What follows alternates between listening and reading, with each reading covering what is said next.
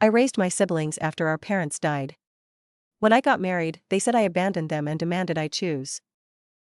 Subtitle: You owe us your whole life turned into you're selfish when I finally chose myself.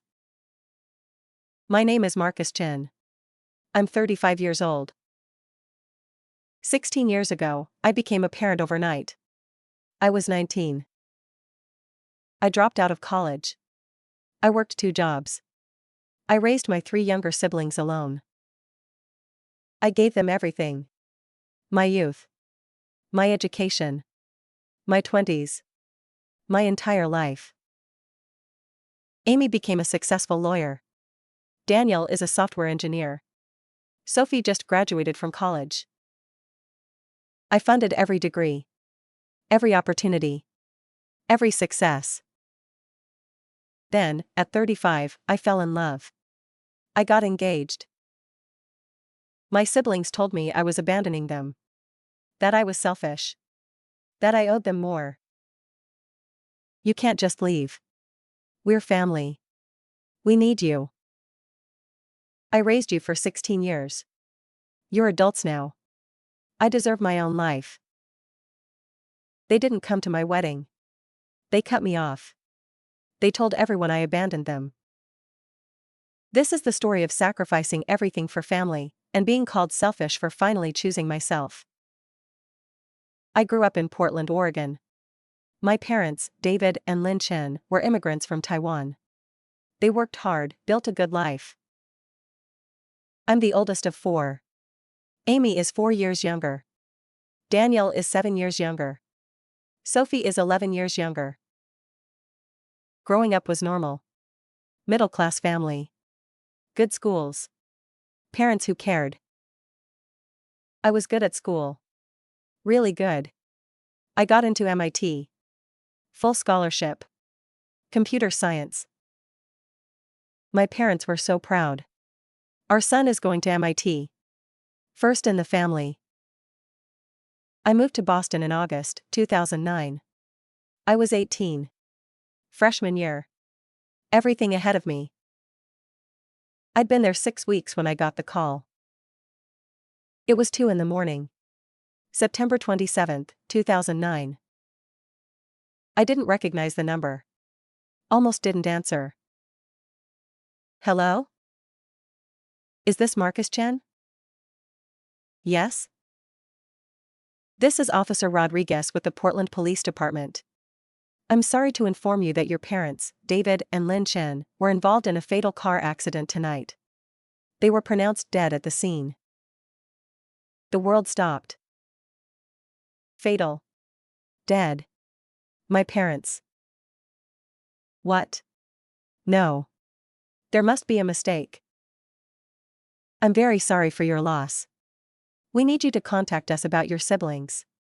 They're currently with Child Protective Services. Are you over 18? My siblings. Amy was 15. Daniel was 12. Sophie was 8. I'm 18. I just started college. I'm in Boston. We need to arrange care for the minors. Do you have family in the area who can take custody? Family. My dad's brother lived in California. My mom had a sister in New York. But neither had ever offered to help with anything. I don't know. I need to come home. I need to see them. That would be best. I flew home the next day. I hadn't slept. Hadn't eaten. Couldn't think. Amy, Daniel, and Sophie were at a temporary foster home. They let me see them. Amy was trying to be strong. Not crying. Just numb. Daniel was confused. Where's mom and dad? When are they coming back? Sophie was 8. She didn't understand. Marcus, I want to go home. I want mommy. I held her. I didn't know what to say. The funeral was a blur. Family came. My uncle from California. My aunt from New York. Distant cousins. Everyone was very sad. Very sorry for our loss. After the service, the adults started talking about arrangements. What's going to happen to the children? My uncle spoke up. Well, I have 3 kids of my own. I don't think I can take on 3 more. That's a lot. My aunt, I'm single. I work full-time. I can't raise 3 children alone. Maybe we could split them up? Split them up. Send Amy one place, Daniel another, Sophie somewhere else. I was 19 years old. I'd been at college for 6 weeks. My parents were dead. And these people wanted to split up my siblings. No. Everyone looked at me. We're not splitting them up. They just lost their parents. They're not losing each other. My uncle, Marcus, I understand you're upset, but you're 18. You're in college. You can't raise 3 kids. I'm 19. And I'm not letting them go into foster care. I'm not letting you split them up. My aunt, be reasonable. You're a child yourself. You have school. You have your whole life ahead of you. So do they. And I'm not abandoning them. The lawyer handling my parents' estate pulled me aside. Marcus, your parents had a will. They named you as guardian if anything happened to them. You're of legal age. If you want to take custody, you can. But understand what you're taking on. 3 children. 1 teenager, 1 preteen, 1 elementary schooler. You'd be responsible for everything. I looked at my siblings. Amy trying to be brave. Daniel confused and scared. Sophie crying for our mom. I'll do it. Whatever it takes. I'll raise them. The lawyer nodded. Your parents had life insurance. It'll help. But it's not going to be easy. Nothing about this was easy. I withdrew from MIT. I called the financial aid office, explained what happened. They were sympathetic but clear: if I left, I'd lose my scholarship. I'd have to reapply if I came back. I left anyway. I moved back into my parents' house. The house where I grew up. Where my parents had lived. Everything was exactly as they'd left it. My mom's coffee mug in the sink. My dad's jacket on the chair. Amy was starting 10th grade. Daniel was in 7th. Sophie was in 3rd. I had to learn everything. How to cook real meals. How to do parent-teacher conferences. How to sign permission slips and enforce bedtimes and help with homework. The life insurance money helped. My parents had a policy, $500,000. It sounds like a lot. It's not. That money had to cover everything. The mortgage. Food. Utilities. School supplies. Clothes. Medical expenses. Everything for 3 kids. 4 years. I got a job at a warehouse. Loading trucks. Night shifts, because I needed to be home when the kids got out of school. I'd make dinner. Help with homework.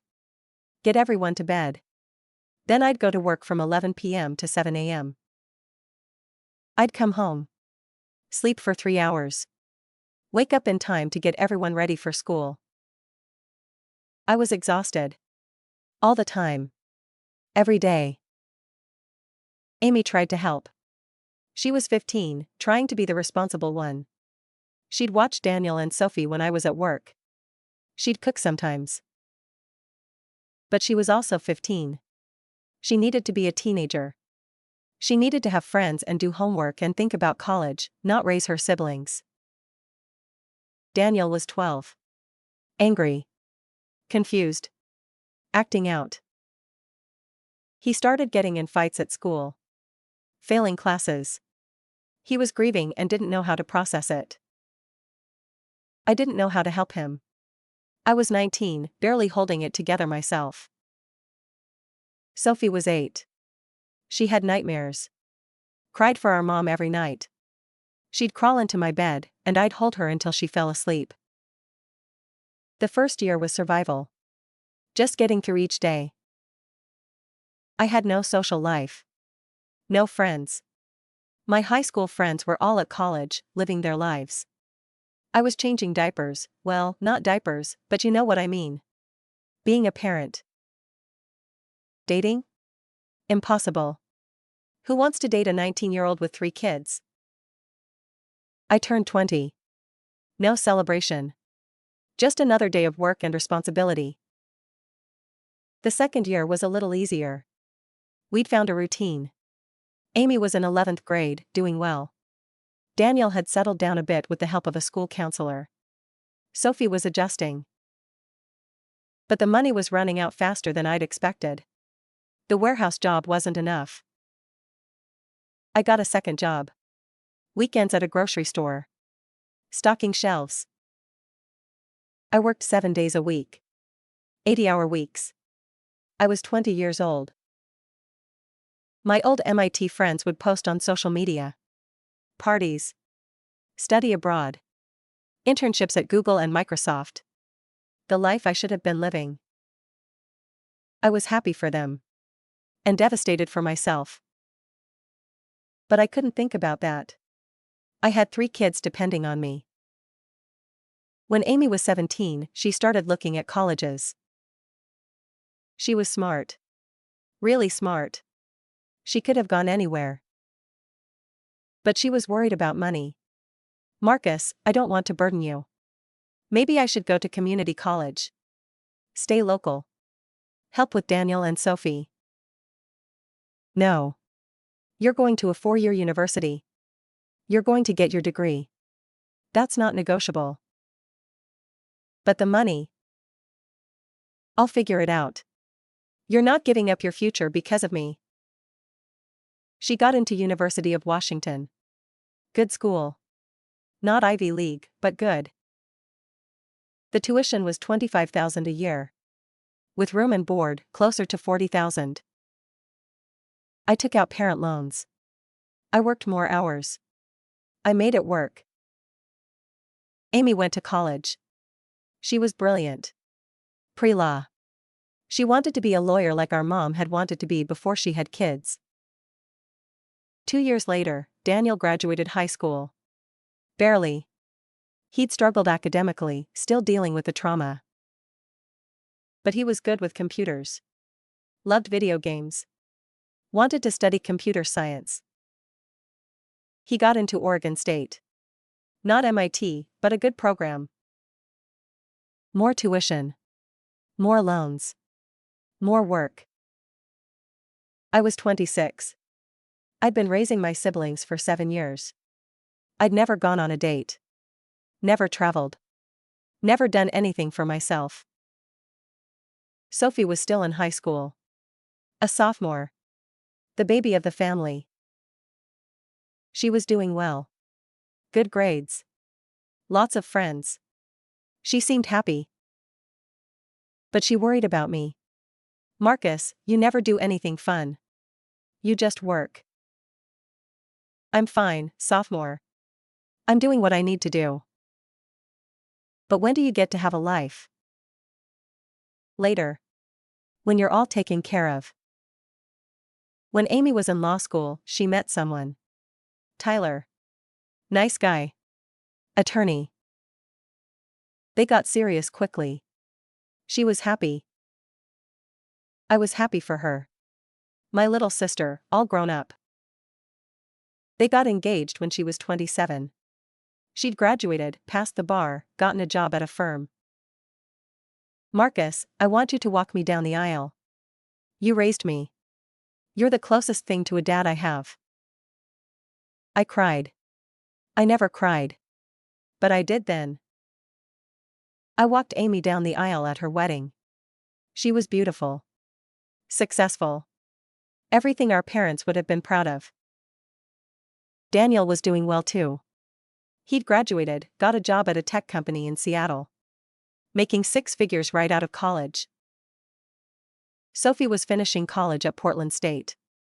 Studying education. She wanted to be a teacher. I'd done it. I'd raised them. They were all successful, happy, thriving adults. I was 33 years old. I'd spent 14 years raising them. The house was empty now. Just me.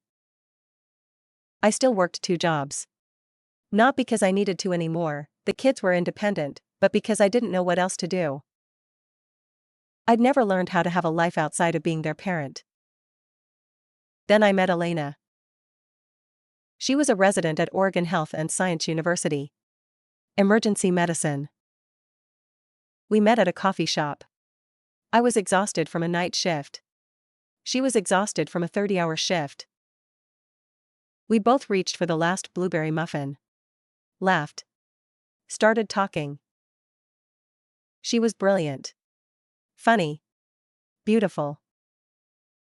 We went on a date. Then another. Then another. For the first time in 14 years, I was living for myself. Elena knew my story. I told her everything on our third date. I raised my siblings. I've been basically a single parent since I was 19. I never went to college. I work in a warehouse. I'm not exactly a catch. She looked at me like I was crazy. Are you kidding? You're the most selfless person I've ever met. You gave up everything for your family. That's incredible. No one had ever said that. Everyone just expected it. Of course Marcus will take care of things. That's what he does. We dated for 2 years. She met my siblings. They were polite but distant. Amy, she seems nice. Daniel, cool. Sophie, I'm happy for you, Marcus. But there was something off. Something cold. When I told them I was going to propose, the reaction was muted. That's great, Marcus. We're happy for you. But they weren't. I could tell. I proposed to Elena on a trip to the coast. Just us. It was perfect. She said yes. I was 35 years old. Finally building my own life. I called my siblings to tell them. Amy answered. Hey, Marcus. What's up? I proposed to Elena. We're engaged. Silence. Amy? That's great. Congratulations. You don't sound happy. I am. I'm just surprised.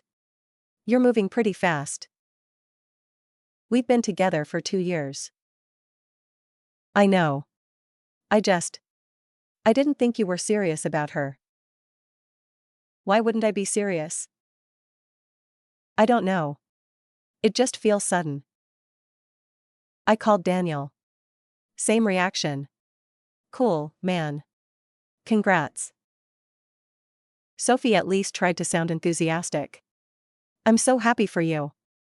When's the wedding? We're thinking next summer. Small ceremony. Just family and close friends. That sounds perfect.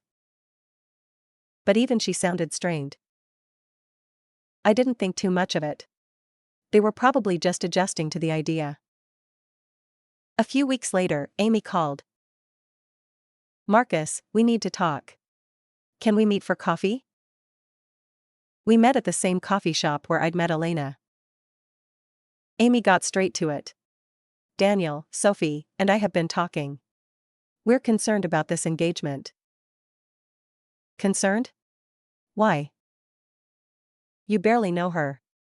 2 years isn't that long. And you're talking about marriage? I'm 35, Amy. I know what I want. But what about us? What about you? We're your family. We've been through everything together. And now you're just going to leave? Leave? I'm getting married. That doesn't mean I'm leaving you. It does, though. You'll be focused on her. On your new life. You won't have time for us anymore. You're adults, Amy. You have your own life. Your own husband. I've spent 16 years focused on you. I think I'm allowed to have my own life now. Her face hardened. So that's it? You raised us, and now we're disposable? That's not what I'm saying. It's exactly what you're saying. You did your duty, now you're done with us. I'm not done with you. I love you. But I'm allowed to get married. I'm allowed to be happy. What about our happiness? What about what we need? What do you need, Amy? You're a successful lawyer. You're married. You have your own life. I need my brother. I need to know you're there for us. Like you've always been. I am here for you. But I can't be everything anymore. I can't be your parent forever. You're not our parent. You're our brother. And brothers don't abandon their family. I'm not abandoning anyone by getting married.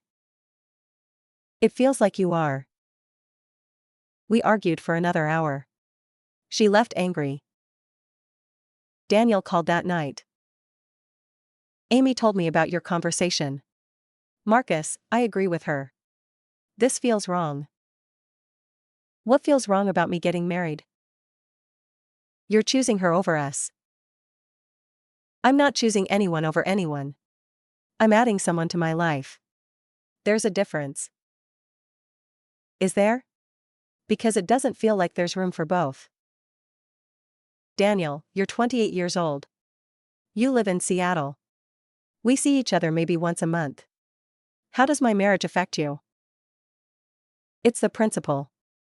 You're our brother. You've always been there. Now you're putting someone else first. You're damn right I'm putting someone else first. For 16 years, I put you first. Every single day. I gave up college. I gave up my 20s. I worked myself to death to make sure you had everything you needed. I think I've earned the right to put myself, and my future wife, first now. So you resent us. You resent raising us. I don't resent you. I love you. But yes, I sacrificed a lot. And I did it willingly. But that doesn't mean I have to keep sacrificing forever. He hung up. Sophie was the last call. Marcus, I don't want to fight. I really am happy for you. But I'm also scared. Scared of what? That everything's going to change. That we're going to lose you. You're not losing me, sophomore. I'm still your brother. I'll always be your brother. But it won't be the same. You won't be just ours anymore. I haven't been just yours for a long time. You all have your own lives. Your own priorities. That's how it should be. I know. But you've always been the constant. The one person we could count on, no matter what. And now? I don't know. It feels like you're leaving. I'm not leaving. I'm growing. There's a difference. Maybe. I'm scared. I tried to reassure her. But I could tell. All three of them felt the same way. They thought I was abandoning them. Elena and I set a date. June 15th. A year away. We started planning. Small wedding. 50 people. Close friends and family. I sent my siblings their invitations personally. Called each of them. Amy, I'll try to make it. Tyler and I have a lot going on. Daniel, yeah, sure. I'll be there. Sophie, of course. I wouldn't miss it. But I could hear it in their voices. They didn't want to come. 3 months before the wedding, the group chat exploded. Amy started it. I think we need to talk about Marcus's wedding. Daniel, what about it? Amy, I don't think we should go. Sophie, what? Why? Amy, because he's made his choice. He's chosen her over us. Why should we support that? Daniel, Amy's right. He spent this whole engagement making it clear we're not his priority anymore. Sophie, that's not fair. He's allowed to get married. Amy, he's allowed to do whatever he wants. But we're also allowed to protect ourselves. He's abandoning us. I'm not going to smile and celebrate that. I wasn't on the chat. Daniel screenshot it and sent it to me. Sorry, man. I thought you should know. I called Amy immediately. What the hell is this? You're not coming to my wedding because you think I'm abandoning you? That's exactly what I'm doing. You want to leave us behind? Fine. But don't expect us to cheer you on. I'm not leaving you behind. I'm getting married. Normal people get married, Amy. Normal people don't raise their siblings for 16 years and then decide they're done. I'm not done being your brother. I'm done being your parent. There's a difference. Well, we're done being the family you discard when it's convenient. She hung up. I called Daniel. Don't even start, he said. I'm with Amy on this. You're not coming to my wedding. Nope. Because I'm getting married. Because you've made it very clear where your priorities are. And they're not with us. You're 28 years old. You don't need me to prioritize you. Apparently we never mattered that much anyway. That's bullshit and you know it. I gave up everything for you. And now you're taking it all back. Congratulations. Sophie called me crying. Marcus, I don't know what to do. Amy and Daniel are so angry. They're saying terrible things about you. About Elena. They want me to skip the wedding too. What do you want to do? I want to come. I want to support you. But they're my siblings too. If I go, they'll be furious with me. They're already saying I'm taking your side, that I'm betraying the family. Sophie, you're 24 years old. You can make your own decisions. I know. But it's hard. They're making me feel like I have to choose. You or them. You don't have to choose. But I'm not going to beg you to come to my wedding. If you want to be there, be there. If you don't, don't. But this is my life. And I'm moving forward with or without their approval. She cried harder. I'm sorry, Marcus. I'm so sorry. She didn't come either. The wedding was beautiful. Elena was stunning. Our friends were there. Her family was wonderful. But there were 3 empty seats in the front row. Reserved for Amy, Daniel, and Sophie. 3 empty seats where my siblings should have been. Elena held my hand during the ceremony. I'm sorry they're not here. Me too. We got married anyway. We danced. We celebrated. We started our life together. But it hurt. It hurt so much. After the wedding, I sent a message to the family group chat. I'm married. Elena and I are happy. I love you all. I always will. But I'm done apologizing for living my life. When you're ready to accept that I can be your brother and have a wife, let me know. Until then, I need space. No one responded. Elena and I moved to Seattle. Fresh start. Her residency was finishing, and she got an attending position at a hospital there.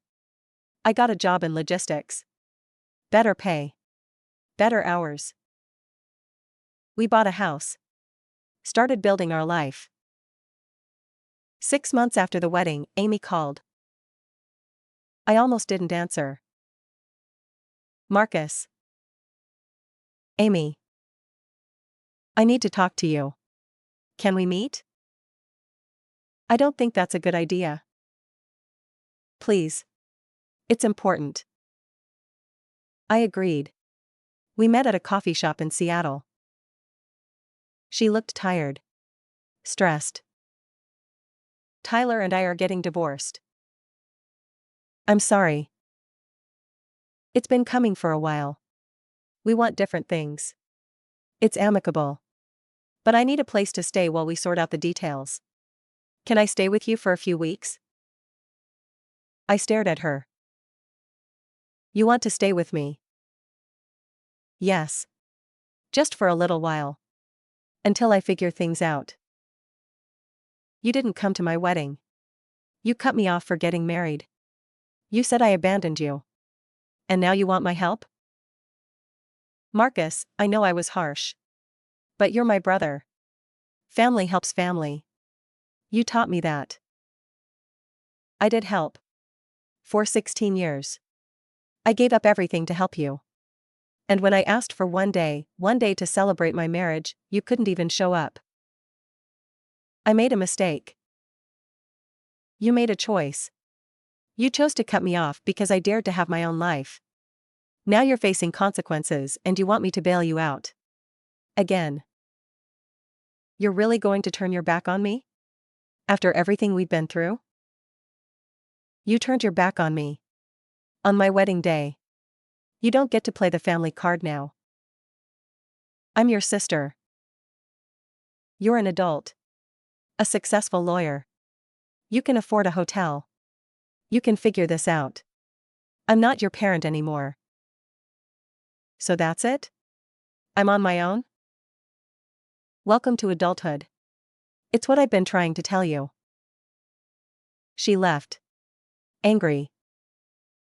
I told Elena about it. Do you think you made the right choice? Yes. She needs to learn that actions have consequences. I can't keep rescuing her every time life gets hard. That's not healthy for either of us. You're a good brother. But you're also allowed to have boundaries. I'm still figuring out what that means.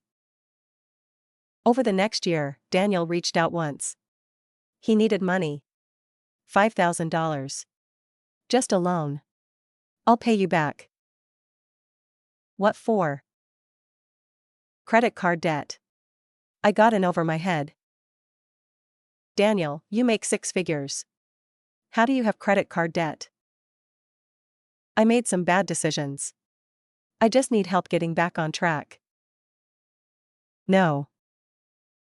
No? No. You're an adult. You have a good job. You can work this out on your own. I'm not your ATM.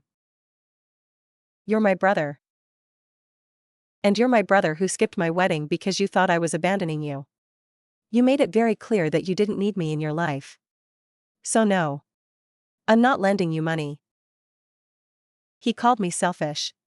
Told me I'd changed. That I wasn't the Marcus he knew. You're right. I'm not. The Marcus you knew would have given you the money without question. He would have sacrificed himself again. But I'm not that person anymore. I'm someone who has boundaries. Who values himself. And who won't be manipulated by guilt. Sophie was the only one who tried to maintain a relationship. She'd call occasionally. Surface-level conversations. How are you? How's Elena?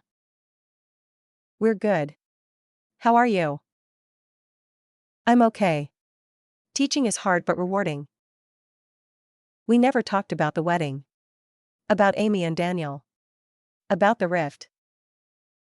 It was like it never happened. But it was there. Always there. The distance. The hurt. Elena got pregnant. We were thrilled. I called my siblings to tell them. Amy, congratulations. Daniel, cool. Sophie, I'm so happy for you. I can't wait to be an aunt. But none of them asked about the due date. About names. About anything. Our daughter was born. Maya. Beautiful. Perfect. I sent pictures to the family chat. Meet Maya Chen. 8 pounds, 6 ounces. Born January 3rd. Mom and baby are healthy. Sophie responded immediately. She's gorgeous. Congratulations. Amy and Daniel didn't respond for 3 days. Amy, she's cute. Daniel, congrats. That was it. They didn't ask to visit. Didn't offer to help. Nothing. Elena noticed. Do they know you had a baby? They know. They just don't care. How can they not care? You raised them. Because I had the audacity to have my own life.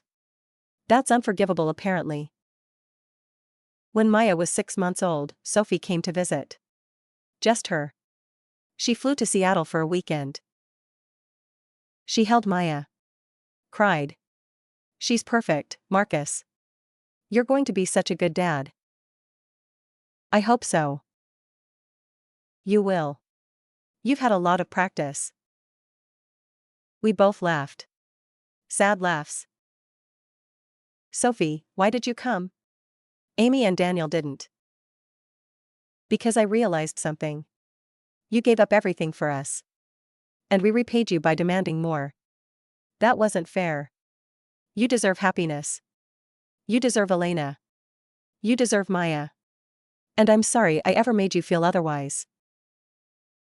Thank you. I know Amy and Daniel won't apologize. They're too proud. Too hurt. But I wanted you to know that at least one of us gets it. You were 19. You could have walked away. You could have let us go into foster care. But you didn't. You sacrificed your entire youth for us. And we should be thanking you every day, not punishing you for finally living. I hugged her. I love you, sophomore. I love you too. She's the only one I still talk to. Amy and Daniel, we're basically strangers now. I heard through Sophie that Amy remarried. Someone from her firm. They're happy apparently. Daniel is still in Seattle. We've probably been in the same grocery store at the same time and never known it. They tell people I abandoned them. That I chose my wife over my family. That after raising them, I just walked away. They don't mention that they're the ones who walked away from me. Who refused to come to my wedding. Who cut me off for daring to be happy. I'm 35 now. Elena and I have a beautiful daughter. We're talking about having another baby. I have a good job. A beautiful wife. A family I chose. And I have peace. For 16 years, I put everyone else first. I was a parent at 19. I worked myself to exhaustion. I gave up my dreams, my education, my youth. And I did it willingly. I don't regret raising my siblings. They needed me, and I showed up.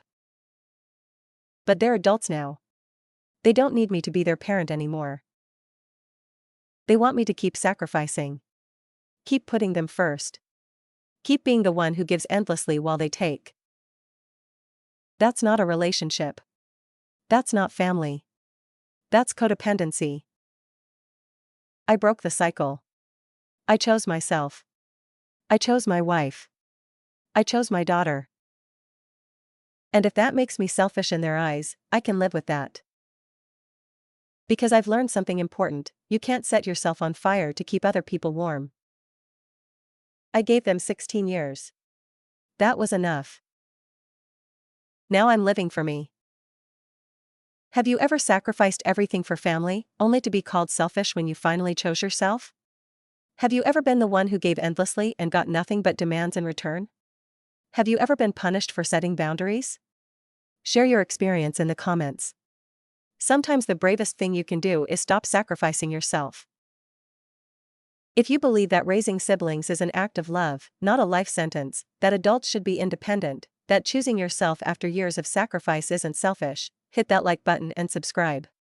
Because you can't demand someone sacrifice their entire life and call them selfish when they finally say no. That's not how family works.